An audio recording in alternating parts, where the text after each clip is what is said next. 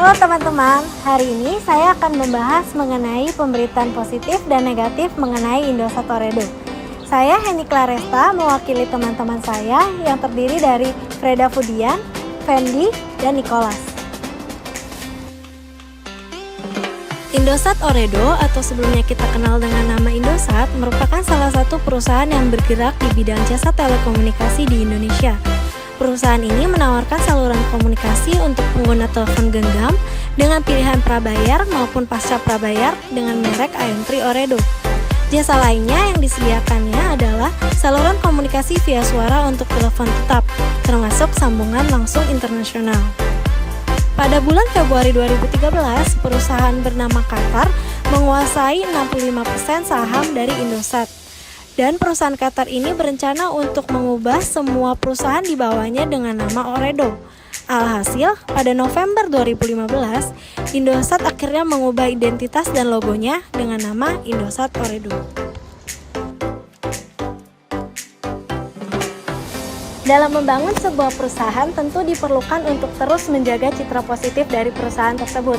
Berikut ini adalah beberapa berita positif terkait Indosat Ooredoo. Yang pertama ada pemberitaan mengenai Indosat Ooredoo luncurkan Digital Camp. Dalam pemberitaan kali ini membahas mengenai Indosat Ooredoo yang kembali meluncurkan salah satu program CSR-nya di bidang edukasi, yaitu dengan nama Digital Camp atau ID Camp. Program ini sejalan dengan visi dari perusahaan Indosat Ooredoo, yaitu untuk menjadi leading digital telco di Indonesia.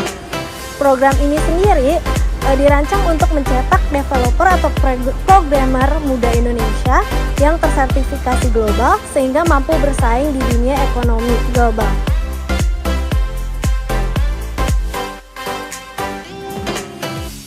Selanjutnya ada pemberitaan mengenai Indosat janji terus perbaiki jaringan. Indosat Ooredoo mengakui bahwa masih banyak pelanggannya yang mengeluhkan mengenai jaringannya yang kurang maksimal. Menanggapi hal ini, Indosat berjanji akan terus memperbaiki jaringannya. Targetnya pada Desember tahun ini, Indosat akan mampu menambah 35.000 jaringan BTS baru. Selanjutnya ada pemberitaan mengenai Indosat Ooredoo sediakan pengobatan dan komunikasi gratis untuk korban banjir. Seperti yang kita ketahui, pada bulan Januari lalu, sebagian besar wilayah di Jabodetabek mengalami kebanjiran. Terkait hal ini, Indosat juga turun tangan dalam memberi bantuan, khususnya pada tempat-tempat pengungsian yang kurang mendapatkan bantuan maksimal. Bantuan yang diberikan oleh Indosat sendiri dalam bentuk pengobatan dan komunikasi gratis. Selain itu, Indosat juga memberikan bantuan makanan tambahan dan juga trauma healing atau sosio-psiko bagi anak-anak. Di samping itu semua, Indosat juga memberikan paket komunikasi gratis yang dapat digunakan untuk telepon, SMS, dan internet dalam waktu 24 jam tanpa batas waktu. Lalu ada pemberitaan mengenai internet lancar di Nataru, Indosat tingkatkan kapasitas bandwidth. Untuk memastikan layanan internetnya tetap lancar pada hari raya Natal dan Tahun Baru, Indosat meningkatkan layanan kapasitas data atau bandwidth-nya menjadi 26.352 TB per hari. Yaitu ini lebih besar sebesar 36% dari trafik data harian. Untuk meningkatkan hal ini, Indosat melakukan berbagai langkah, yaitu dengan memanfaatkan jaringan BTS 4G yang telah dibangunnya, meningkatkan layanan datanya, dan juga melakukan pemantauan intensif melalui Indosat Ooredoo Network Operation Center dan Indosat Ooredoo Service Operation Center. Lalu, pemberitaan positif yang terakhir adalah mengenai ulang tahun. Indosat tawarkan kuota 520 MB seharga Rp1. Dalam rangka ulang tahunnya yang ke-52, Indosat memberikan beragam bonus kepada pelanggannya, yaitu bonus dari SMS, internet, dan telepon.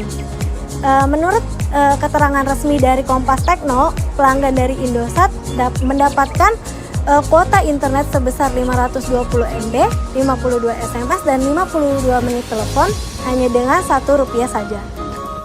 Itu adalah beberapa pemberitaan positif mengenai Indosat Ooredoo yang telah kami kumpulkan dari beberapa media.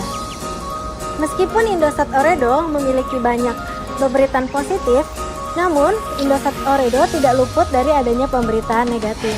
Berikut ini adalah beberapa pemberitaan negatif terkait Indosat Ooredoo.